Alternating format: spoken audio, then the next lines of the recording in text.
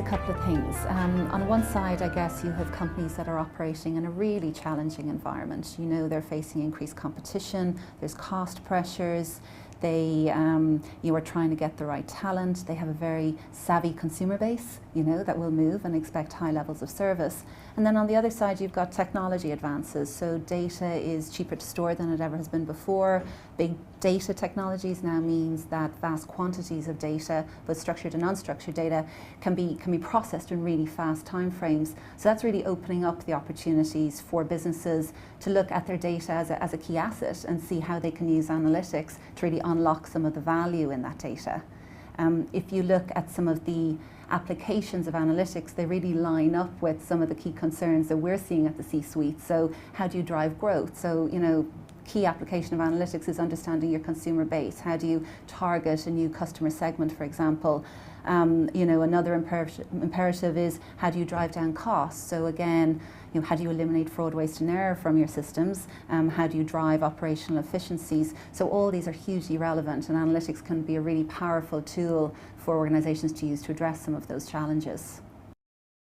We set up the centre in May 2011, so it is part of a global network of analytics innovation centres that we have. So there's one in Athens, in Barcelona and Singapore and Dublin.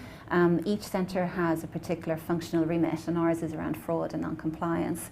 And I suppose the tenet of it is that the centres will be home for our analytics talent. So we have, you know, 30 management scientists, statisticians, data analysts working in the centre at the moment, both on the delivery of client projects as well as on the design and development of analytics assets and offerings that Accenture want to bring to the market.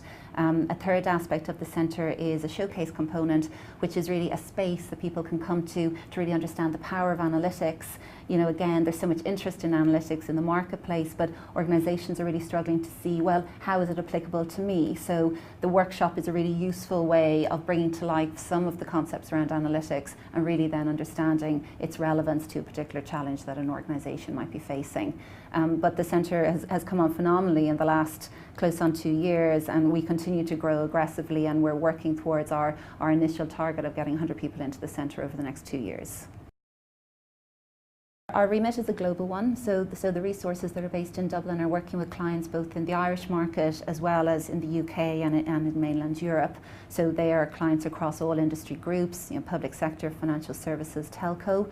In terms of, I suppose, local academic partnerships, we've had great sort of interest and appetite from the third level sector to really engage with us in this space, and that has been fantastic and is definitely something that we want to continue. The nature of the collaboration has been varied. On one level, we've been working with a number of universities on, I suppose, helping shape the curriculum around analytics programs, really to make sure that graduates and postgrads have the right skills that are going to be relevant to industry.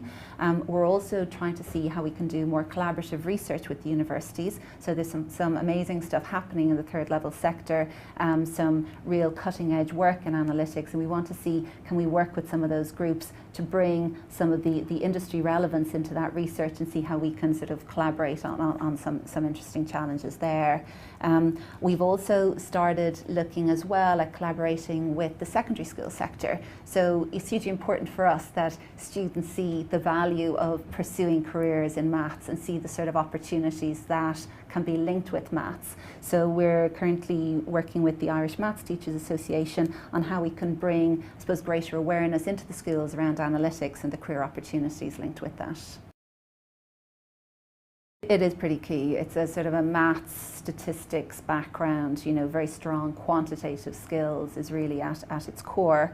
But I think coupled with that is the ability to be a very effective problem solver. So that's a lot of the work we are doing. We're going in and understanding the issues and really getting to the heart of the issue, and then seeing, you know, how we can use analytics to solve that problem. But then wrapped around it, I think, is the need for really strong communication skills. Analytics can be complex, you know, can be very technical, and really to get a business to buy into the solution, that the management scientist needs to be really adept at communicating complex subject matter in sort of business-friendly or layman's terms, because if it's seen as a black box that no one really understands what's happening within, it's hard for the business to have faith in the outputs. So the communication skills are almost as important as the strong math skills as well in order to operate really effectively in industry.